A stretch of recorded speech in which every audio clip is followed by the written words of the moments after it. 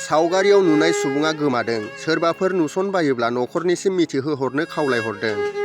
चिरां जिल्लानि सिङाव थानाय कुंग्रिं ओनसोलनि सामफागुरि गामिनि थागिबि थफसा बसुमतारिनि फिसाज्ला गान्दागाला बसुमतारिया थांनाय से सप्तानि सिगां कक्राझार थांनो होननानै ओंखारलांनायानो दिनैसिम न' फारसे गिदिंबोफिननो हायाखैसै। जाहोनाव न'नि सुबुंफोरा हालाय हाफाय नागिरगासिनो दं। बिनिखायनो सोरबाफोर नुसनबायोब्ला नैबे होखानाय मबाइल नाम्बार 7794863736 एबा 9678955699 जानबुं नम्बराव खौरां हरनो खावलायहरदों। जाथाया एसे गिदिरैनो जादों। माने आंनि फिसाला गान्दागालाया दिनैसिम गैया।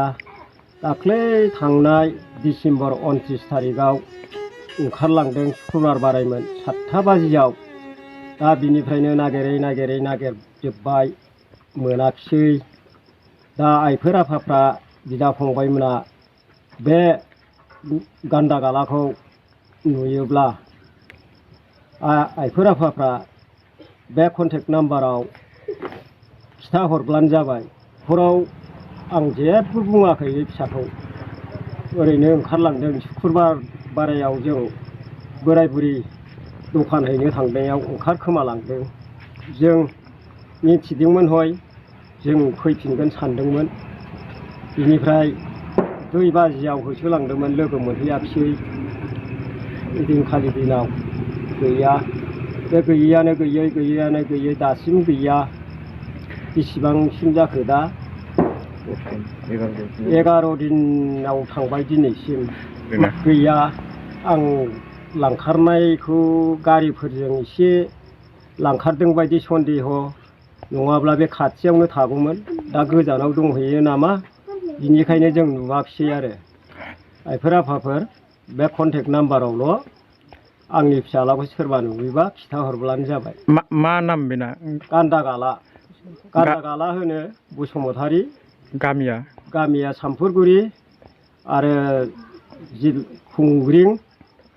कुंग्रिं सामफागुरि, रानिखाता पस्ट थाना आरो चिरां जिल्ला जाहैबाय। मा जादों ओरैनो न'खराव?